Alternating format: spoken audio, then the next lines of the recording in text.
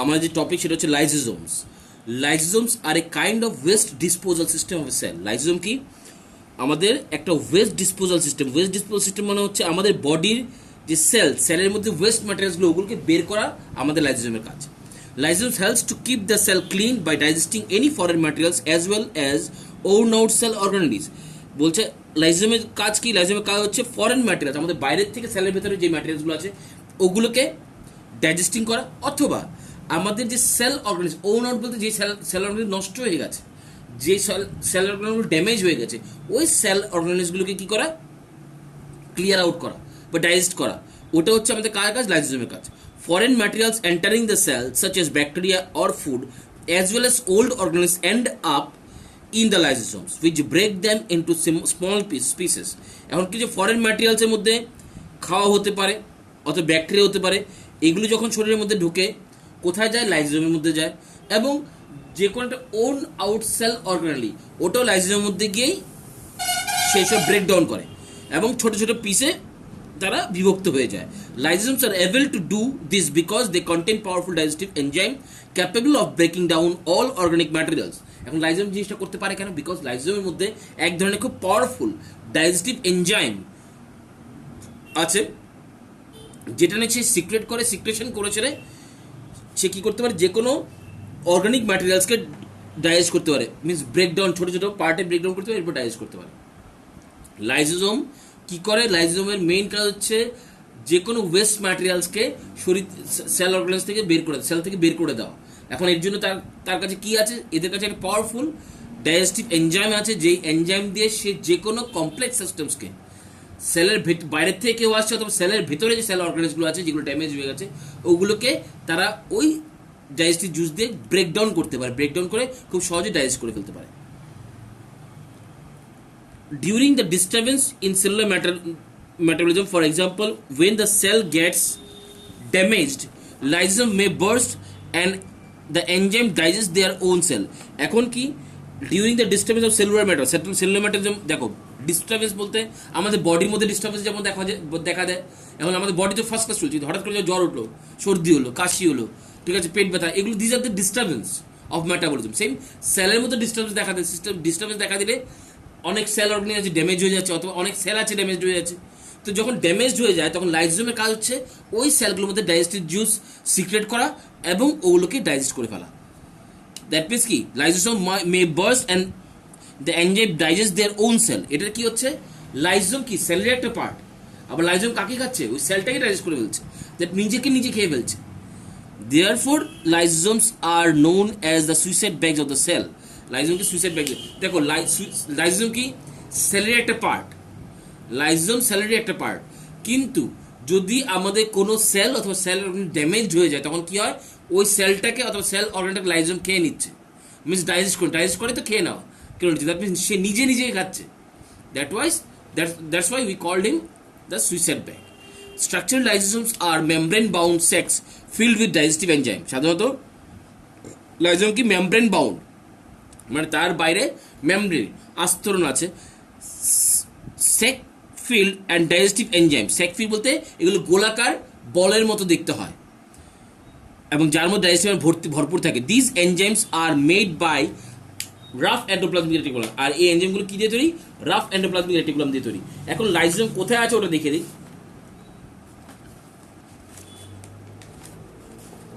এই দেখো লাইসোজোমস, এই দেখো এই বলের মতো স্ট্রাকচারটা হচ্ছে, এই যেটা হচ্ছে লাইসোজোম, এই বলের মতো স্ট্রাকচারটা সামনে দেখিয়ে দিই। এই যে দিস ইজ লাইসোজোম, যেটা স্যাক বলের মতো স্ট্রাকচার। সেম এনিম্যাল সেলের মধ্যে আছে এটা, এই যে এনিম্যাল সেলের মধ্যে লাইসোজোম, ঠিক আছে। তো এগুলো হচ্ছে লাইসোজোম। আর যেহেতু লাইসোজোম নিজেদের সেলকে নিজেরাই ডাইজেস্ট করতে পারে তাই ওদেরকে আমরা সুইসাইড ব্যাগ করতে, খুব ভেরি ইম্পর্টেন্ট কোশ্চেন এটা। Next mitochondria. Mitochondria known as the power house of the cell. মাইটোকন্ড্রিয়াকে আমরা কি বলি? Power house of the cell বলি। Power house of the cell কেন? কারণ মাইটোকন্ড্রিয়া আমাদের সেলের যে কোনো কাজ করার ক্ষেত্রে যে এনার্জি দরকার ওই এনার্জিটি প্রোভাইড করে, তাই ওদেরকে আমরা power house of the cell বলি। The energy required for various chemical activities needed for life is released by mitochondria in the form of ATP, means adenosine triphosphate molecules. সাধারণত কী হয়? আমাদের বডির মধ্যে কেমিক্যাল অ্যাক্টিভিটিস করার জন্য আমাদের সেলের যে এনার্জি দরকার পড়ে সেই এনার্জিগুলো মাইটোকন্ড্রিয়া কী করে, রিলিজ করে, কী ফর্মে, এটিপি ফর্মে। এটিপি হচ্ছে অ্যাডিনোসিন ট্রাইফসফেট মলিকুলসের ফর্মে সে রিলিজ করে। ATP is known as the energy currency of the cell. এটিপিকে আমরা সেলের এনার্জি কারেন্সি বলি, কারণ এনার্জি করতে গেছে এটিপি থেকে আসছে। The body uses energy stored in ATP for making new chemical compounds and mechanical works. The body uses energy stored in ATP making new chemical compounds and mechanical work. কি করে? The body used energy, যেই মাইটোকন্ড্রিয়ার মধ্যে যেই ATP আছে, এটিপির মধ্যে energy store করা আছে, ওই এনার্জির কাজে লাগিয়ে সেলগুলো কি করতে পারে, যেগুলো মেকানিক্যাল ওয়ার্ক অথবা কেমিক্যাল অ্যাক্টিভিটিস করতে পারে।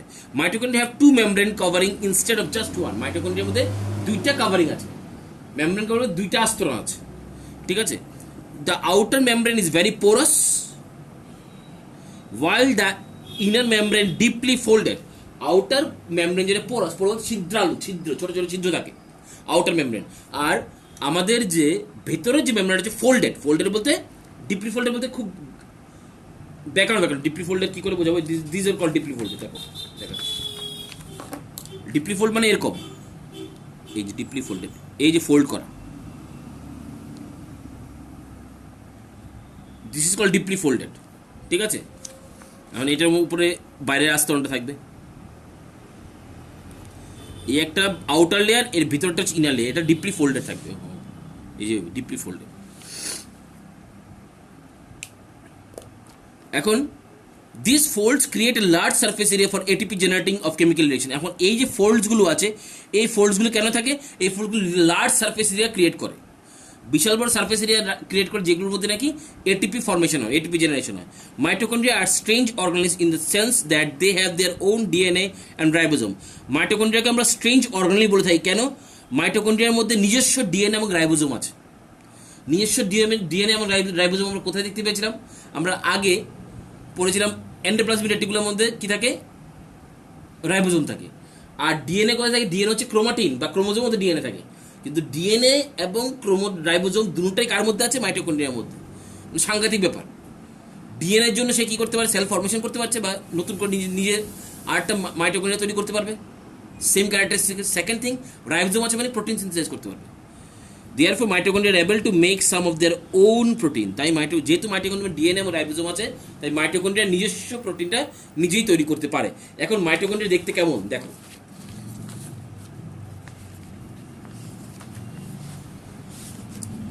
এটা হচ্ছে মাইটোকন্ড্রিয়া, এই যে দিস ইজ মাইটোকন্ড্রিয়া, ঠিক আছে। এখন কি বলেছিলাম, মাইটোকন্ড্রিয়া তাদের দুইটা আছে, সারফেস আছে বা দুইটা মেমব্রেন আছে। এই যে একটা মেমব্রেন, এই যে একটা মেমব্রেন, আর এইটা হচ্ছে এই সাদা রঙের দেখাচ্ছে এটা আরেকটা মেমব্রেন, এবং এই মেমব্রেনটাকে ডিপলি ফোল্ডে থাকে, এটা ফোল্ড করা আছে। এবং এই স্পেসগুলোর মধ্যে কি হয়? এটিপি জেনারেট হয়, এই স্পেসগুলোর মধ্যে এটিপি জেনারেশন হয়। আর এই যে দেখো গোল গোল করে, আমি কলম হারিয়ে ফেলি,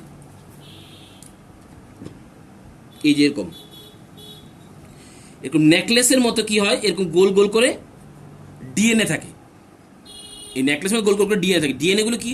এবং আরেকটা কি? রাইবোজোম। ওই দেখো রাইবোজোম আছে, এই একটা রাইবোজোম, এই একটা এই নিজস্ব রাইবোজোম আছে, ঠিক আছে। এই নিজস্ব গোল গোল রাইবোজোম আছে, আর এইটা হচ্ছে আমাদের এই যে নেকলেসের মতো, সেটা হচ্ছে ডিএনএ আছে। তো যার কারণে সে নিজের প্রোটিন তৈরি করতে পারে। লাস্ট হচ্ছে, এরপর হচ্ছে প্লাস্টিড। প্লাস্টিড কি জিনিস? Plastid are present only in plant cell. Plastid শুধু প্ল্যান্ট সেলের মধ্যে থাকে। Plastids are present only in plant cell. There are two types of plastid. Plastid দুই ধরনের হয়, একটা হচ্ছে ক্রোমোপ্লাস্ট আর একটা হচ্ছে লিউকোপ্লাস্ট। ক্রোমোপ্লাস্ট মানে হচ্ছে কালার্ড প্লাস্টিড। যেই প্লাস্টিকগুলো কালারফুল হবে সেটা হচ্ছে ক্রোমোপ্লাস্ট, আর যে প্লাস্টিকগুলো কালারফুল হবে না, মিনস কালারলেস, সেটা হচ্ছে লিউকোপ্লাস্ট। সাধারণত প্লাস্টিক কোথায় থাকে? অনলি প্ল্যান্ট সেলের মধ্যে থাকে। Plastics containing the pigment chlorophyll are known as chloroplast. এবং যেসব প্লাস্টিক্সের মধ্যে ক্লোরোফিল পিগমেন্ট আছে, ক্লোরোফিল পিগমেন্ট আছে মিনস গ্রিন পিগমেন্ট, সেটা হচ্ছে আমাদের ক্লোরোপ্লাস্ট। আবার বলছি, প্লাস্টিক কোথায় থাকে? যদি প্ল্যান্ট সেলে থাকে। প্লাস্টিকের মধ্যে দুই ধরনের, একটা হচ্ছে ক্রোমোপ্লাস্ট আর একটা হচ্ছে লিউকোপ্লাস্ট। ক্রোমোপ্লাস্ট কোনটা? কালারফুল যে প্লাস্টিক সেটা হচ্ছে ক্রোমোপ্লাস্ট, আর কালারলেস প্লাস্টিক হচ্ছে লিউকোপ্লাস্ট। এখন কালারলেস, এখন প্লাস্টিকের মধ্যে যখন ক্লোরোফিল থাকে মিনস গ্রিন পিগমেন্ট ক্লোরোফিল আছে, তখন আমরা সেটা বলি chloroplast. Chloroplast are important for photosynthesis of plant. এখন ক্লোরোপ্লাস্ট কেন ইম্পর্টেন্ট? আমাদের প্ল্যান্টসের মধ্যে ফটোসিনথেসিস প্রসেসটা কমপ্লিট করার জন্য chloroplast important. Chloroplast also contain various yellow or orange pigment in addition to chlorophyll. কারণ ক্লোরোপ্লাস্টের মধ্যে কিন্তু শুধু ক্লোরোফিল থাকে না, মিনস গ্রিন পিগমেন্ট থাকে না, সঙ্গে তাদের অরেঞ্জ অথবা ইয়েলো কালারও পিগমেন্ট থাকে। Leucoplast are primarily organic in which material such a starch, oil and protein granules are store. এখন লিউকোপ্লাস্ট কি লিকুইড প্লাস্টের মধ্যে কোনো ফটোসিনথেসিস হতে পারে না, বিকজ এটার মধ্যে কোনো ক্লোরোফিল নাই, এটা কালারলেস। এখন তারা কী কাজ করে, তাদের মধ্যে জিনিস স্টোর থাকে, কি স্টোর থাকে, স্টার্চ স্টোর হয়ে থাকে, অয়েল এবং প্রোটিন গ্র্যানুয়েলস স্টোর হয়ে থাকে তাদের মধ্যে। ঠিক আছে, আমরা জানি একটা প্ল্যান্টস কি খাওয়া যেমন তৈরি করছে, খাওয়া যেমন স্টোরও করতে পারে। তো প্ল্যান্টসের খাওয়া তৈরি করাতে কি সাহায্য করছে, সেটা হচ্ছে প্লাস্টিকের ক্রোমোপ্লাস্ট পোর্শনটা, যার মধ্যে ক্লোরোফিল আছে। আর খাওয়া স্টোর করতে কি সাহায্য করছে, লিউকোপ্লাস্ট, যেটা নাকি কালারলেস প্লাস্টিক, সেটার মধ্যে খাওয়া স্টোর হচ্ছে। The internal organisation of plastic consist of numerous membrane layer embedded in materials call stoma. এখন আমাদের প্লাস্টিকের ভিতরে একটা লাইট কালার একটা অংশ দেখতে পাওয়া যায়, সেটা হচ্ছে স্টোমা।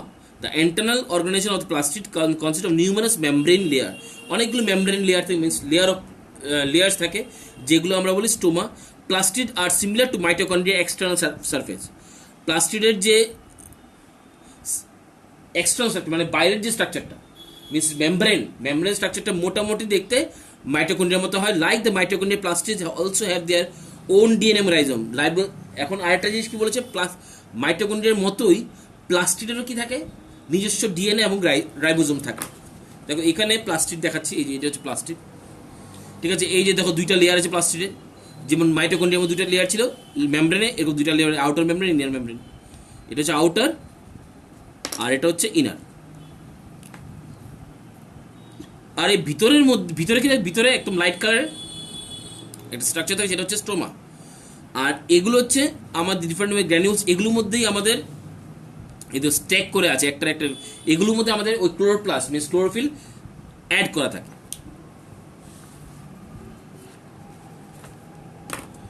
নেক্সট হচ্ছে vacuoles. Vacuoles are storage sacs for solid and liquid and content. Vacuoles হচ্ছে স্টোরেজ স্যাক্স বলতে একটা গোলাকার ফাঁপা অংশ, যার মধ্যে হয় লিকুইড বা সলিড স্টোর থাকবে। Vacuoles are small size animal cells, while plant cells have very large vacuoles. ভ্যাকিউলসগুলো ছোট হয় অ্যানিমাল সেলের মধ্যে, বাট প্ল্যান্টের মধ্যে বিশাল বড় হয়। The central vacuole of some plants cell may occupy 50 to 90% of the cell volume. আর অনেক সময় কি সেন্ট্রাল ভ্যাকিউল, যে সেন্ট্রাল আরেকটা জিনিস মনে রাখতে হবে, সেটা হচ্ছে আমাদের যেই ইয়েটা ভ্যাকিউলসটা মোটামুটি প্রায় সেন্ট্রালাইজড হয় কোন ক্ষেত্রে, প্ল্যান্ট সেলের ক্ষেত্রে। আর অ্যানিমালসের ক্ষেত্রে সাইডের দিয়ে থাকে, অ্যানিমালসের ক্ষেত্রে ছোট থাকে, প্ল্যান্ট সেলের বড় হয়। আর অনেক সময় দেখা যায় প্ল্যান্ট সেলের মধ্যে ম্যাক্সিমাম 50 to 90% জায়গা কে কভার করে রাখে, ভ্যাকিউলস। ইন প্ল্যান্ট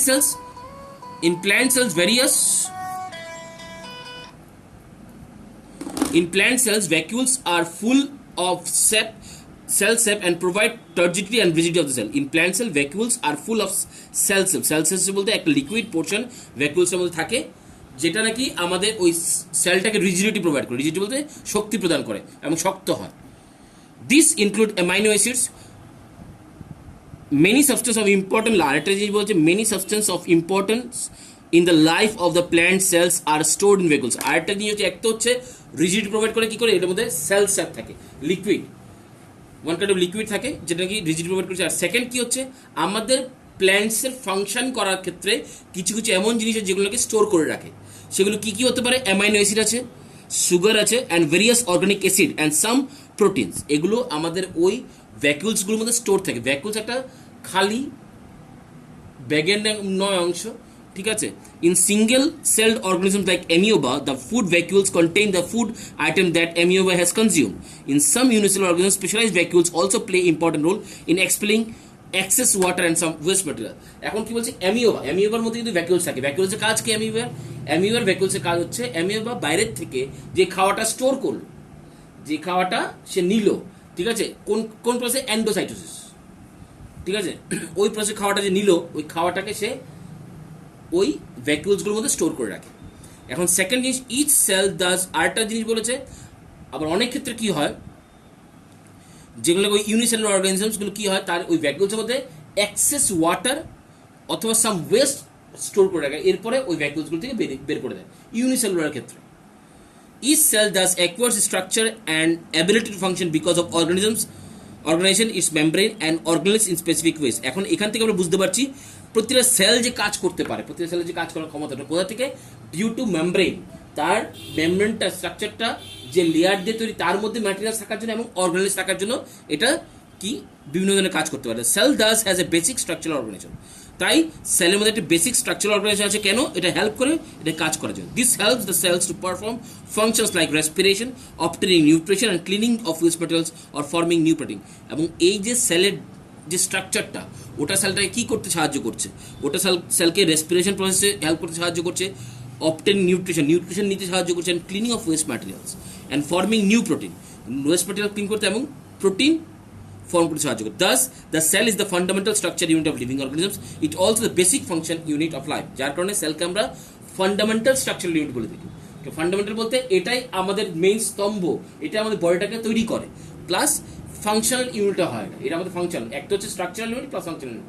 দেখো আমরা আর্টিফিশিয়াল ক্ষেত্রে স্ট্রাকচারাল ইউনিটকে বুঝতে পারি। আর্টিফিশিয়াল ক্ষেত্রে কী করে, একটা বিল্ডিং বানাচ্ছি, বিল্ডিং কি করে তৈরি হয়, একটা একটা ইট দিয়ে কিন্তু বিল্ডিং তৈরি হচ্ছে, একটা একটা ইট, একটা একটা ব্রিক মানে হচ্ছে সেল। বাট আমাদের হয়তো বা বিল্ডিং মধ্যে ফাংশনাল ইউনিট নেই, ফাংশন কিছু নাই, কিন্তু বডির মধ্যে ফাংশন আছে। তো ফাংশন এবং স্ট্রাকচার দুটোটা করে সেল, তাই cell is the basic unit of life. এটা ছিল আমাদের চ্যাপ্টার 5 ক্লাস 9, ঠিক আছে? ওটা সলভ করবে যে এখন কোশ্চেন আনসারগুলো পাঠিয়ে দেবো, ওকে।